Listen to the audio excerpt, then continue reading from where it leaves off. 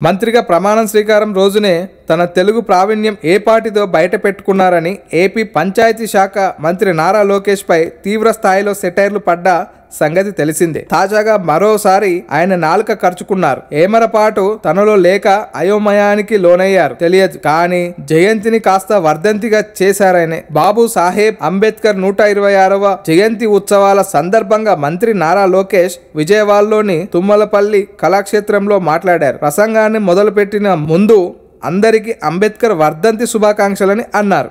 జరిగేదేమో జయంతి, ఆయనేమో దాన్ని వర్ధంతిగా మార్చేయడంలో పక్కనున్న వాళ్ళు వెంటనే ఆయన్ను అప్రమత్తం చేశారు. అయితే అప్పటికే జరగాల్సిన డ్యామేజ్ జరిగిపోయింది. అక్కడికి వచ్చిన జనంలో లోకేష్ మాటలకు షాక్ తిని ఉన్నట్లు తెలుస్తుంది. దీంతో తప్పులు తెలుసుకున్న లోకేష్ సారీ చెప్పి జయంతి శుభాకాంక్షలని సవరించుకున్నారు.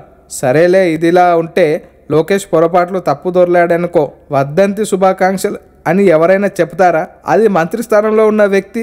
ఏదేమైనా ఇలాంటి తప్పిదాలు లోకేష్ ప్రతిపక్షానికి మరింత చులకనైపోతారని మాత్రం వాస్తవం.